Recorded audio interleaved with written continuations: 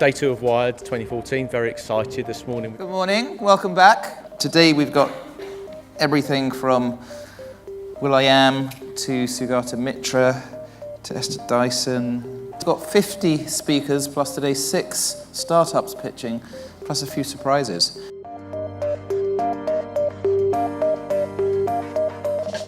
We want robots without robots. We want soft, agile, flexible, responsive robots. We essentially want material robots.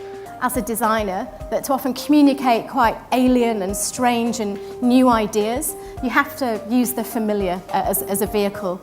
Try to analyzing how people can imagine sound from colors. What if we do a bicycle without wheels? What if we only have the suspension? A lack of knowledge about who ultimately controls, owns and profits from companies leads to aggressive tax avoidance. For hundreds of thousands of years, we have had language that was not written, and the fact that the word dog looks like a D, an O, and a G is something that is actually quite recent. There are problems that computers will never be able to solve. In the same way that I believe that coaches and managers in teams will never be able to be replaced by computers. I believe that businesses need to be looking at growth, and we need to move them through the various stages as fast as possible because the whole system is moving so much faster. At Poetica, we are building the best way for you to get feedback on your writing. Can you imagine living on £8 of disposable income a day? For half the UK population, that is a reality.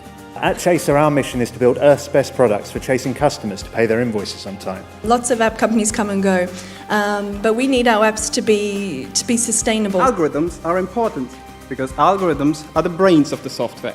Algorithms refine complex data into simple conclusions and smart decisions. Borrow My Dog is an online platform where we connect dog owners to dog borrowers for the borrowers to help take care of dogs when the owners are busy. I've trained as a cosmonaut, and I wanted to tell the guys yesterday who talked about boys wanting to be astronauts, so do some girls. And if you finished your schooling and decided that you would do no other studying at all, no further education, nothing, what kind of a job could you get? I mean, I didn't go back to university after 2 years into undergrad.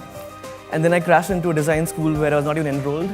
You know, there's so many students in the class, they don't know if there's one more guy in the class. And I've always been fascinated with mixing technology with the human voice. And I'm a screenager. We're all screenagers with multiple screens. And we absorb and engage in content and in social platforms if we choose to use them the same way, kind of. What Muybridge started was really the beginning of the animated GIF. I think all extremist ideologies, whether it's racism, Hungarian ultranationalism, German ultranationalism, Islamic extremism or Christian extremism, they share one thing in common. They're all asking us, choose your story.